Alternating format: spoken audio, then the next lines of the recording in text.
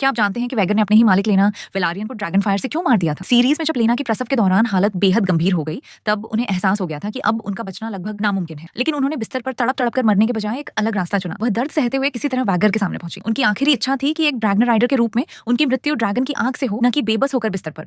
जब उन्होंने पहली बार वैलेरियन भाषा में ड्रैकारिस कहकर वैगर को आग उगलने का आदेश दिया, तो वैगर ने तुरंत आदेश नहीं माना। वह कुछ पल के लिए ठिठक गई और उसने एक धीमी दुख भरी गर्जना की। इससे साफ पता चलता है कि वैगर अपने प्रिय सवार से गहरा लगाव रखती थी और उसे मारने का आदेश मानने में हिचक रही थी।